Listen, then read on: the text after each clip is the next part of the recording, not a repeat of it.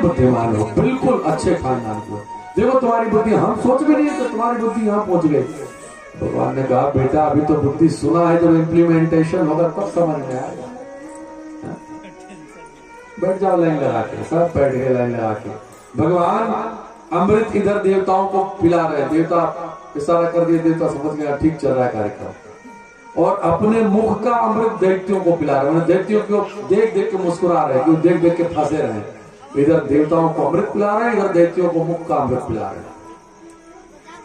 पिलाते पिलाते एक दैत्य को लगा कि कुछ मामला कॉम्प्लिकेटेड है। लगता है कि दाल में काला कुछ नहीं, पूरी दाल ही काली है यार। वो धीरे से उठा, सर भानु नाम का दैत्य जाके देवताओं के बीच में बैठ गया, सूर्य चंद्रमा के बीच में बैठ गया। जब चंद्रमा सूर्य ने कहा सर ये अपोजिशन का है, ये अपनी तरफ का नहीं है, उधर का विपक्षी है। जब तक भगवान समझते तब तक तो वो घूंट ले चुका था, और भगवान ने चक्र छोड़ा तब तक वो अंदर चला गया। ऊपर भी और नीचे भी फिर दोनों दो भाग हुए, एक राहु एक केतु, फिर सूर्य चंद्रमा की हो गई। यहाँ पर वो अभी तक चल रहा है। हाहाकार मच गया, ये तो धोखा हो गया, धोखा हो गया। देखते हो गए तो धोखा हो गया। अब महाराज देवासुर संग्राम हुआ, भगवान तो वहां से अंतर ध्यान हो गए।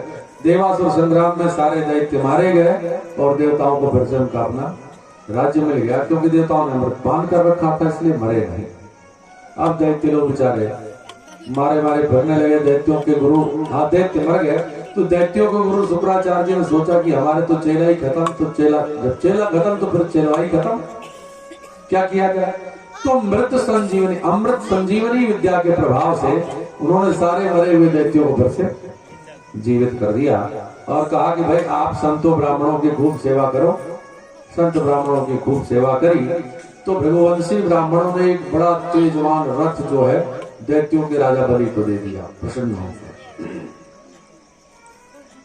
अब दे दिया तो इतना तेजवान रथ था कि अब उस पर बैठ के बलि जब स्वर्ग की ओर चले तो ऐसा लगा कि साक्षात सूर्य ही स्वर्ग की ओर आक्रमण करने आ रहे हैं। देखा बलि ने, देखा पड़ोसी ने सुना। बोली राजा रामचंद्र की कि प्रगटे हैं चारों भैया अवध में बाजे बधैया। प्रगटे हैं चारों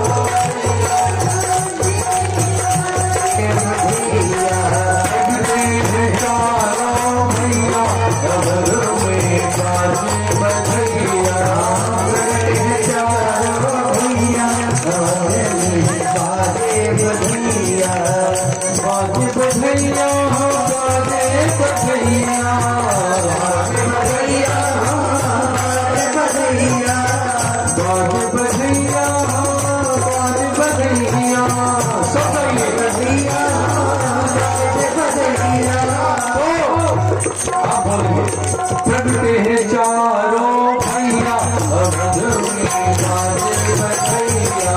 प्रगटे हैं चारों भैया अवध में बाजे बधैया।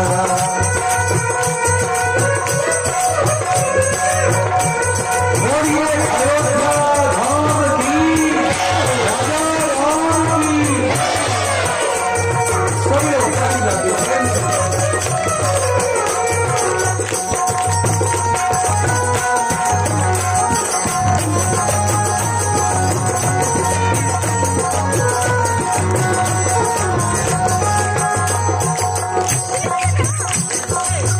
जगमग जगमग दिया नजरत है, जगमग जगमग दिया नजरत है, जगमग जगमग दिया नजरत है, जगमग जगमग दिया नजरत है, जगमग जगमग दिया नजरत है, जगमग जगमग दिया नजरत है।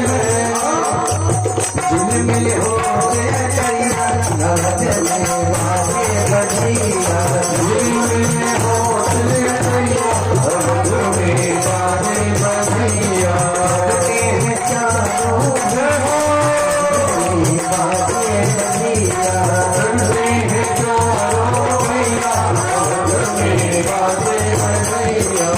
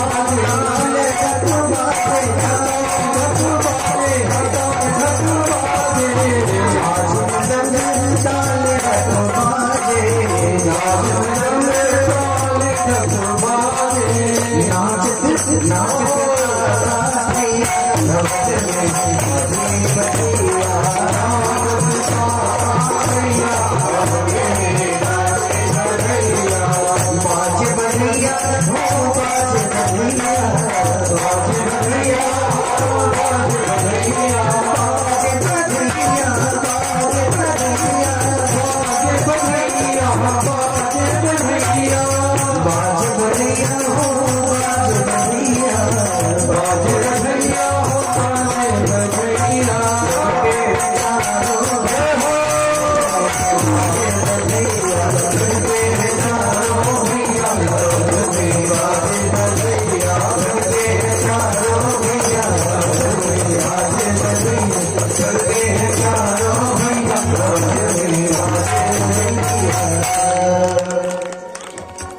कि प्रगटे हैं चारों भैया अवध में।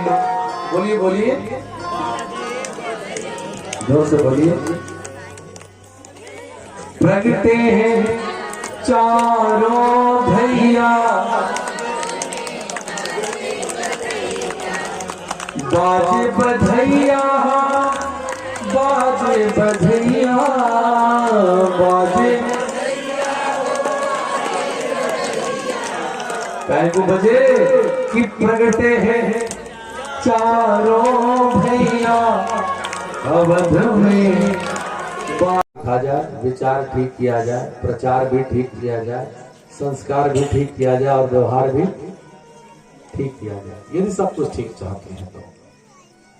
राम जी का जो चरित्र है, पूरा रामचरितमानस, राम जी ने जीवन में जो कुछ किया है वो सब करने के योग्य है, सब किया जाना चाहिए। और जिसके भाइयों में खटपट चल रही हो, दो भाइयों में, उनसे कहो तो ठीक है भैया तुम लोग बांट लेना, खूब ढंग से बांट लेना, बढ़ा दीजिए चाहे देख लें, फिर कहो उसके बाद फैसला तुम्हें करना है। बिल्कुल नहीं बदलेगा, विचार बदल जाएगा, व्यवहार बदल जाएगा, संस्कार बदल जाएगा, आचार बदल जाएगा। लेकिन करेंगे तब ना। राम कथा क्यों है, कृष्ण कथा क्यों है, सत्संग क्यों है? कि अंदर जो बुराई आई है, कोई द्वेष आ गया है, कोई दुर्भावना आ गई है, तो वो कथा से क्या होगा, ठीक करी। श्री विश्वामित्र जी ने राम जी को बड़ी सुंदर सुंदर जो भी आयुध उन्होंने रखे हुए थे, सारे आयुध राम जी को प्रदान कर दिए। लक्ष्मण जी को एक ऐसी विद्या प्रदान, 14 वर्ष की अवधि में लक्ष्मण जी कभी सोए नहीं थे। हाँ, वो बड़ी विस्तार गूढ़ रहस्य। थोड़ा जनकपुर पहुंच गए, फिर जनकपुर पहुंच के महाराज वहां जो भी व्यवस्था थी समझा बुझा गया और बड़ा अच्छा रहा। लक्ष्मण जी के हृदय में हुआ कि मिथिला नगरी बड़ी सुंदर है। वर्णन आया है कि मिथिला के जो लोग हैं वो भी संत के समान है, संत जैसा व्यवहार है उनका। लक्ष्मण जी नगर देखने जाना चाहते हैं, लेकिन गुरु जी के अनुशासन और भैया के भय के मारे कह नहीं रहे हैं। राम जी उनके मन की बात जान गए, गुरु जी से कहते हैं कि गुरु जी लक्ष्मण जी जनक आपकी आज्ञा हो तो जाता जाओ देख आओ।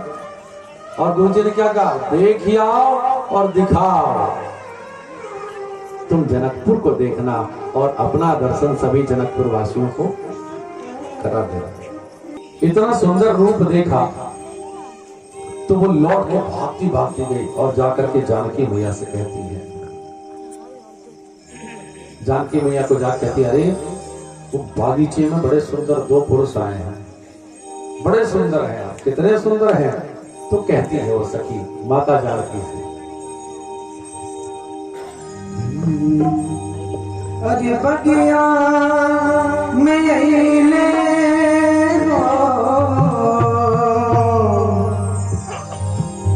बगिया में अइले किशोर सोना सखिया रे, बगिया में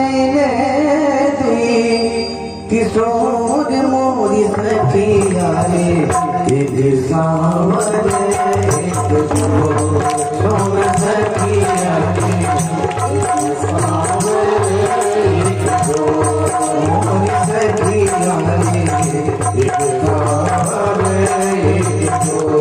मोरी सखिया रे, बगिया